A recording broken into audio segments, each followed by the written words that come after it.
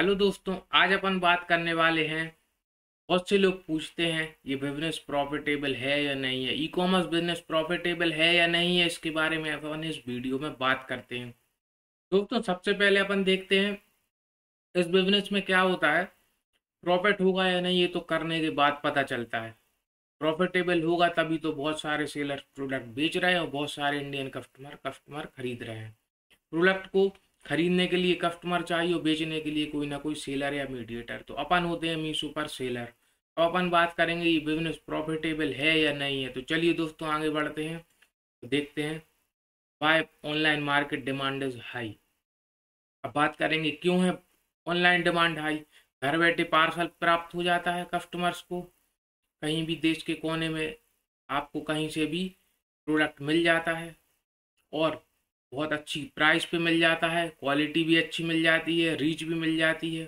अब यदि अपन सेल करते हैं तो अपन प्राइस भी अच्छी दे सकते हैं, क्वालिटी भी दे सकते हैं और ऑल इंडिया सप्लाई भी कर सकते हैं। अब इसके बेनिफिट्स क्या हैं। ई कॉमर्स बिजनेस यदि आप स्टार्ट करते हैं और मीशो पर वर्क करते हैं या ऑनलाइन किसी भी प्लेटफॉर्म पर वर्क करते हैं तो नंबर ऑफ कस्टमर्स आपके अनलिमिटेड हैं। आपने देखा होगा लोकल बिजनेस और जो ऑफलाइन बिजनेस होते हैं या ऑनलाइन बिजनेस होते हैं, इन दोनों में क्या फ़र्क होता है लोकल वर्सेस ऑनलाइन। ऑनलाइन में यदि आपकी कोई शॉप है, आपका कोई शोरूम है, तो आपने एक चीज़ ध्यान दी होगी, आपके शॉप पे एक लिमिटेड टाइप के कस्टमर्स आ सकते हैं। ऐसा नहीं कि लाखों कस्टमर आपकी शॉप को देख रहे हो। तो ये क्या है, पावर ई कॉमर्स की पावर है कि आपका कोई भी प्रोडक्ट आपने लिया, उतने बड़े बड़े ई कॉमर्स प्लेटफॉर्म पे इन पे डाल दिया, लिफ्टिंग कर दी, प्रोडक्ट डाल दी और फिर ऑर्डर आने लगे। तो ये रीच कैसे मिलती है, एडवर्टीजमेंट करते हैं वो लोग, उनका एक नाम है अमेजन, फ्लिपकार्ट, मीशो, ये एक ब्रांड बन चुके हैं मार्केट में। इन पर लोगों का ट्रस्ट हो गया है। दोस्तों, नंबर ऑफ कस्टमर अनलिमिटेड है। अपन अब बात करेंगे लोकल बिजनेस और ऑफलाइन बिजनेस और ऑनलाइन बिजनेस में क्या फ़र्क है, local business versus online business. तो दोस्तों, अपन बात करेंगे लोकल बिजनेस में क्या होता है। यदि आप चाहते हैं कोई शोरूम खोलना या कोई एक दुकान खोलना तो आपको लाखों रुपए तो सिर्फ उसके फर्नीचर और सेटअप में इंस्टॉल करने में लग जाएंगे।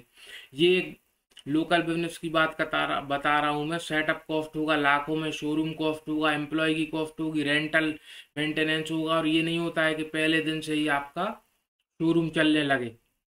तो दोस्तों, ऑफलाइन बिजनेस में ये रहता है कि उसमें टाइम लगता है, कॉस्ट लगती है, पैसा होता है लोगों के पास तो वो इन्वेस्ट करते हैं, शोरूम करते हैं, करोड़ों रुपए तो शोरूम से लगा देते हैं। फिर मेंटेनेंस, तो अगर यदि आप लोकल बिजनेस करेंगे तो आपको ये कॉस्ट लाखों में तो आपका शोरूम बनने वाला है, एम्प्लॉय की कॉस्ट देनी होगी, 6 महीने साल भर चलने वाला नहीं है। लेकिन ऑनलाइन बिजनेस में क्या है, आप घर से भी वर्क कर सकते हैं, सिंगल रूम से कर सकते हैं इन्वेस्ट। शुरू में बिल्कुल आप घर से ही स्टार्ट कर सकते हैं, उसमें कोई ऐसी पाबंदी नहीं है।